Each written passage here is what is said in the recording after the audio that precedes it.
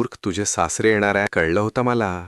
आईबाबांना सांगितलं ताई फार आठवण काढते आणि जिजूही मला बोलता फक्त खातो का रे आमच्या घरी, कधीतरी खाऊ घाल, कोंबडी नको आणू, दारू कमीत कमी पाज, थंड. पण बाबा मी लहान असल्याने संकोच करत असतील. सर्व मी देतो, तुम्ही खाऊ घाला. आईबाबाई म्हणाले, अरे तुझा जिजा काम सोडून येईल का? मग मी सायडिया दिली.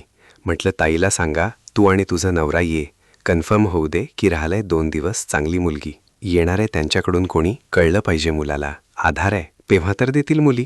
मी नको दाखवू ताईला.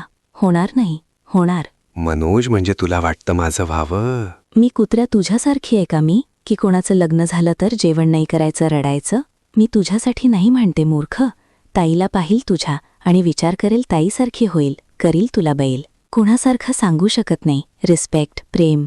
मनोज बदनाम करते ताईला, विसरली वाटतं आईला. बैल तरी काहीतरी काम करतो, जिजू काही नाही तू म्हणते ते. अजूनही डर काड्या फोडतायत, शेपटी काही हलवत. घरात अजूनही चालते. असं नाही की ननंद वहिनीच्या घरामध्ये बोट घालते तरी नवरा नाही बोलत, बसतो शेपटी हलवत. कुत्रं जसं भो भो तसं बायको पुढे हो हो हो. मी कोणाला बोलला? माझा मामा आहे, मी काही बोलेलं.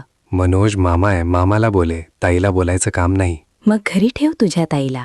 प्लॅन रचून 3 गरज ठेवत होता, आता राहा म्हणा कायमचे. सांगते माझ्या आईला तू काय बोलला म्हणून. नको नको, असं करू नको, चुकलो मी. तुझ्यासारखी आहे साधी सरळ, तुझी आई सांगू नको काही. पण मनोज तुमच्या पोटात आहे गरड. म्हटलं हो चांगलं, पण लोक होऊ देत नाही रे चांगलं. आता बोल, कशी आहे मी, विसरू नको.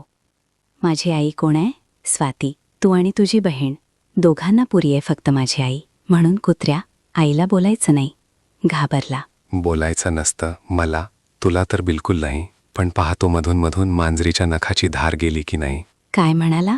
कुठे काय म्हणालो मी? कसंय रे तू मनोज? मला ससा म्हणाला होता, आता म्हणतोय मांजर. फक्त माझ्याजवळ चालते तुझी, तेही आपलं नातं. तुझी आई नणंद आहे माझ्या बहिणीची. नाहीतर गोविंदाचा डायलॉग ऐकलाय ना, की मैं कोई खंबा नहीं हूं की कोई. कुत्र्या मार खाशीला, घाणेरडा डायलॉग मारशील तर. जाऊ दे, थट्टेचा विषय. पैसे दिले होते तुझ्या सासऱ्यानं, बऱ्याच नोटा नकली निघाल्या होत्या. त्याची ती हुशारी. आपण लगेच व्यवहार करून त्यांना दिल्यावर मी आलो आणि मशिनेनी नोटा मोजून घेतल्या. रोहनच्या बाबाकडून घेतली होती. आता सोनं आणतोय, तू नीच आहे. बिस्किट मागितली होती. काय करायचं रे त्या सोन्याचं? आजोबा तर घरी राहू देणार नाही, ठेवू देणार नाही, कळलं तर अजून बोलतील. म्हणून तुझ्या आजोबाला काय व्यवहार कळतो? त्यांनी तर राहू दिला नाही तुला घरात. आज न उद्या कळणार आहे. एक काम कर, तू तुझ्या फ्लॅटमध्ये शिफ्ट होऊन जा. माझा कोणता फ्लॅट आहे? ज्या फ्लॅटमध्ये लग्न करताना उतरली होती तो फ्लॅट बुक केला तुझ्यासाठी. पैसे हळूहळू द्यायचे. 25 लाख रुपये आहे ना ते? 20 लाख रुपये घेतायत तुझ्याकडनं. म्हटलं